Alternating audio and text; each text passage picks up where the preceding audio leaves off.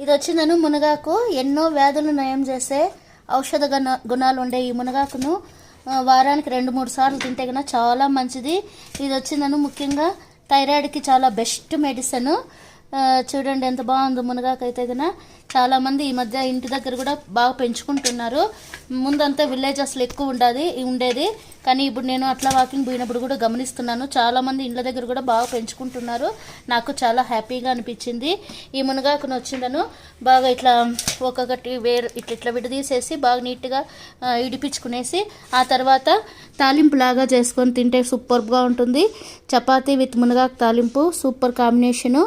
ఇది వచ్చిందను మునగాకు బాగా నీట్గా ఇడిపించేసి శుభ్రంగా కడిగేసి ఆ నీళ్ళతోనే కొంచెం పెనంలో వేసి వేయించేసిందను మళ్ళీ గట్టిగా పిండి పక్కన పెట్టుకోవాలి. ఆ తర్వాత దీనికి కొంచెము వేరుశనగ గింజలు వేయించేటివి ఒక పిడికెడు, ఆ తర్వాత వెల్లుల్లిపాయలు ఒక 4-5 పీసెస్, కొంచెం మిరప్పొడి, కొంచెం పసుపు పొడి, ఉప్పు అన్నీ కలిపి మిక్సీలో వేసుకొని పప్పుల పొడిలాగా తయారు చేసి పెట్టుకొని ఆ తర్వాత ఒక 2 ఆనియన్స్ వేసి వేయించేసి ఈ మునగాకును కలిపేసి తిరుగుమాత పెట్టేసి చేసుకొని తింటే నా సామిరంగా ఎంత బాగుంటుందో అసలు. చాలా సూపర్ టేస్ట్. ప్లస్ ఉట్టిది కూడా కొంతమంది అట్లే ఉట్టిది కూడా తినేయచ్చు. నాకైతే అట్లే ఉట్టిగా కూడా తినాలంటే కూడా చాలా ఇష్టము. ఈ మునగాకు మునగాకును పొడిగా కూడా చేసుకొని తినచ్చు. ఒక 15 days అట్లే ప్రిజర్వ్ చేసుకొని తింటే కూడా చాలా మంచిది. కొంతమంది అయితే దీన్ని పప్పు చేస్తారు, కొంతమంది పప్పుల పొడిలాగా చేసి పెట్టుకొని తింటారు, కొంతమంది అయితే కన్నా తాలింపుగా కూడా చేసుకొని తింటారు. ఎన్నో రకాల వ్యాధులు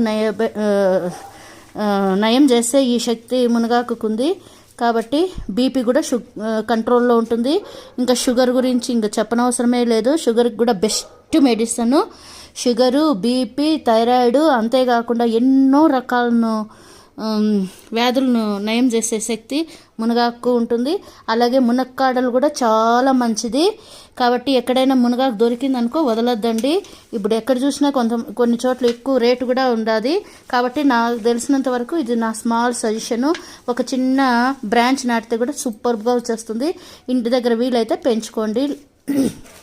బాయ్.